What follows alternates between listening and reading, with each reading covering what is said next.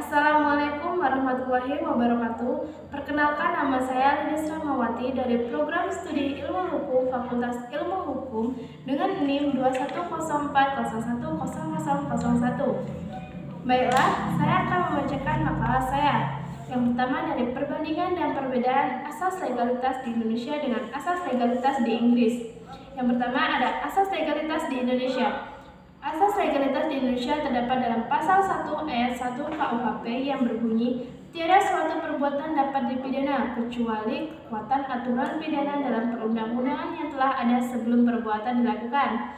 Konsekuensi dari pasal tersebut ialah bahwa perbuatan seseorang yang tidak tercantum dalam undang-undang sebagai suatu tindak pidana juga tidak dapat dipidanakan. Namun, atas hal itu dikecualikan terhadap daerah-daerah yang dulu termasuk kekuasaan pengadilan suap raja dan adat dapat dilakukan dengan pembatasan-pembatasan tertentu. Yang kedua, ada asas legalitas di Inggris. Pada awalnya, asas legalitas di Inggris ini tidak pernah secara formal dirumuskan dalam perundang-undangan. Namun asas ini menjiwai putusan-putusan pengadilan karena bersumber pada case law. Pada mulanya pengadilan di Indonesia merasa dirinya berhak menciptakan delik. Namun dalam perkembangannya pada tahun 1972 House of Lords menolak secara bulat adanya kekuasaan pengadilan untuk menciptakan delik-delik baru atau memperluas delik yang ada. Artinya, suatu delik oleh hakim berdasarkan common law atau hukum kebiasaan yang dikembangkan lewat putusan pengadilan, namun dalam perkembangannya hanya dapat ditetapkan berdasarkan perundang-undangan atau statute law. Sehingga di dalam sistem hukum Inggris yaitu common law di mana prinsipnya hukum tidak tertulis atau yang jadi patokan nilai yang ada pada masyarakat. Peran hakim menciptakan kaidah-kaidah hukum yang mengatur tata kehidupan masyarakat. Para hakim terikat pada prinsip hukum dalam keputusan pengadilan yang sudah ada dari perkara-perkara sejenis atau asas doctrine of precedent. Sumber hukum utama adalah keputusan hakim yaitu jurisprudensi. Sehingga dapat diketahui perbedaannya yaitu ada dua. Yang pertama, asas legalitas dalam sistem hukum Inggris adalah tidak ada perbuatan yang dapat dipidana dan aturan yang mengatur hal tersebut di mana aturan tersebut bersumber dari putusan hakim yaitu jurisprudensi. Jadi dalam memutuskan suatu perbuatan pidana di Inggris biasanya bersumber pada jurisprudensi hakim.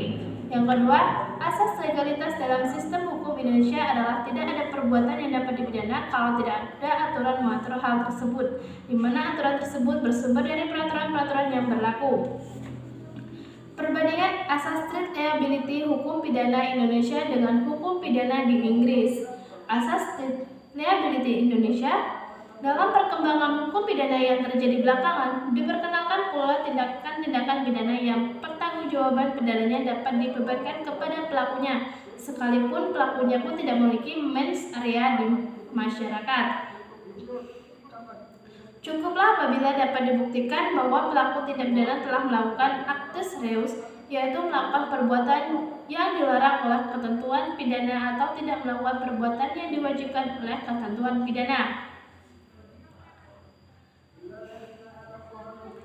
Strict liability disebut juga absolute liability. Istilah dalam bahasa Indonesia yang saya gunakan adalah pertanggungjawaban mutlak. Marjonos Rhapsodiputra dalam salah satu tulisannya diterapkannya asas strict liability di Indonesia yang menganut sistem Eropa kontinental, yaitu berhubung kita tidak mengenal ajaran strict liability yang berasal dari sistem hukum Anglo-Amerika tersebut, maka sebagai alasan pembenar dapat dipergunakan ajaran faith material yang berasal dari sistem hukum Eropa kontinental. Dalam kedua ajaran ini tidaklah penting adanya unsur kesalahan. Ajaran strict liability hanya dipergunakan untuk tindak pidana ringan. Dalam praktik Indonesia, ajaran strict liability sudah diterapkan antara lain untuk pelanggaran lalu lintas. Yang kedua yaitu asas strict liability Inggris. Menurut common law, strict liability berlaku terhadap 3 macam delik, yaitu yang pertama public nuisance atau gangguan terhadap ketertiban umum, menghalangi jalan raya, mengeluarkan bau tidak enak yang mengganggu lingkungan.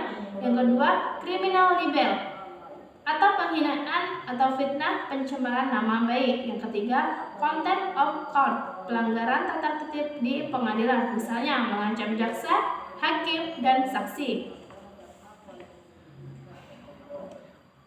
Prinsip pertanggungjawaban mutlak atau strict liability merupakan prinsip pertanggungjawaban hukum yang telah berkembang sejak lama, yang berawal dari sebuah kasus yaitu Reliance v. Fletcher tahun 1868. Dalam kasus ini, pengadilan tidak dikasasi di Inggris melahirkan suatu kriteria yang menentukan bahwa suatu kegiatan atau penggunaan sumber daya dapat dikenakan strict liability jika penggunaan tersebut bersifat non-natural atau di luar kelaziman atau tidak seperti biasanya. Yang ketiga adalah perbedaan sistem peradilan pidana di Inggris dengan sistem peradilan di Indonesia. Sekilas sistem peradilan di Inggris. Sumber hukum dalam sistem peradilan di Inggris terdiri dari 3, yaitu custom merupakan sumber hukum tertua, tumbuh dan berkembang dari kebiasaan suku Anglo-Saxon pada abad pertengahan yang melahirkan common law, sehingga sistem hukum Inggris disebut juga sistem Anglo-Saxon. Yang kedua, legislation atau stat berupa undang-undang yang dibuat melalui parlemen. Yang ketiga, case law atau judgment law, hukum kebiasaan yang berkembang di masyarakat melalui putusan hakim yang kemudian diikuti oleh hakim berikutnya, melahirkan asas preseden. Dalam sistem peradilan Inggris, benar salahnya terdakwa ditentukan oleh juri yang direkrut dari masyarakat biasa. Tugas hakim yaitu memastikan persidangan berjalan sesuai prosedur dan menjatuhkan hukuman sesuai hukuman. Sistem peradilan pidana terpadu di Indonesia. Sistem penegakan hukum pidana di Indonesia yaitu diatur dalam KUHP dan Undang-Undang Nomor 8 Tahun 1981, identik dengan penegakan hukum pidana yang merupakan suatu sistem kekuasaan atau kewenangan dalam menegakkan hukum pidana. Sistem penegakan hukum pidana sesuai dengan KUHP dilaksanakan 4 sub, yaitu yang pertama, kekuasaan pidana oleh lembaga kepolisian. Yang kedua, kekuasaan penuntutan oleh lembaga penuntut umum atau kejaksaan. Yang ketiga, kekuasaan mengadili oleh badan peradilan oleh hakim. Kekuasaan pelaksanaan hukum oleh aparat pelaksanaan atau eksekusi atau jaksa dalam lembaga pemasyarakatan. Variabel Indonesia di Inggris. Yang pertama adalah pengadilan superior dan inferior yang terdiri dari Mahkamah Agung, Pengadilan Tinggi, Pengadilan Negeri, House of Lords, Mahkamah Agung, Pengadilan Banding, Pengadilan Tinggi, Pengadilan Kerajaan, Pengadilan Magistrate.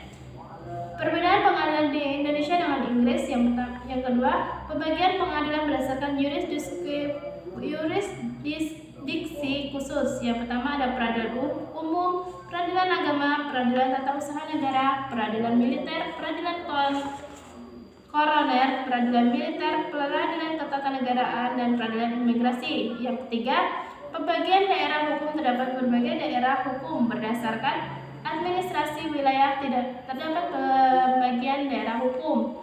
Yang keempat, jumlah hakim yang memeriksa perkara hakim majelis umumnya menggunakan hakim tunggal. Yang kelima, sistem pembuktian tersebut berdasarkan undang-undang secara negatif berdasarkan keyakinan belakang. Baiklah, itulah tadi hasil presentasi saya. Apabila ada kesalahan, saya mohon maaf. Saya akhiri, wabillahi taufiq wal hidayah. Wassalamualaikum warahmatullahi wabarakatuh.